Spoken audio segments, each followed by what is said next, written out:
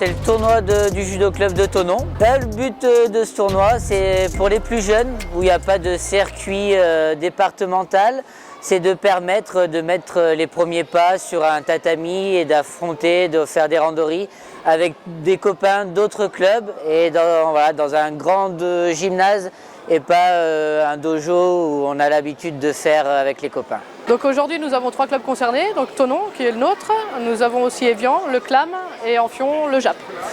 Ça représente à peu près aujourd'hui 200 enfants sur la journée, sur plusieurs catégories d'âge, des mini-poussins, éveil, benjamin et poussins.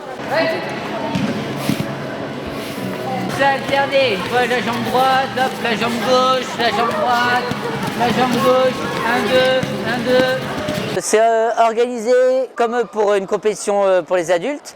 On commence à peser nos petits judokas, donc ils passent par la phase inscription pesée.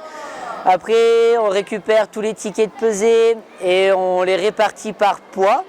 On essaie d'être sur des poids au plus près et après on peut varier de 1 ou 2 kilos plus ou moins. On essaye de séparer filles-garçons, sinon après on regroupe filles-garçons sur ces tranches d'âge. Il n'y a pas de souci, c'est pas un inconvénient. Et puis après, on les appelle sur le tapis, on partage un petit moment d'échauffement tous ensemble et puis après en avant pour 2-3 randonnées et puis les médailles sur le podium à la suite. Alors moi je m'occupe de la tenue de table, donc l'enregistrement des tableaux. Il faut que j'appelle déjà au début du combat, j'appelle les combattants. Je nomme les ceintures blanches et les ceintures rouges pour bien qu'il n'y ait pas de soucis dans le remplissage de la feuille. Et j'enregistre les scores finaux et à la fin je calcule le nombre de victoires et le nombre de points et je détermine le classement. Je m'efforce de rappeler le nom des ceintures au départ pour pas qu'il y ait d'interversion parce que ça peut vite arriver.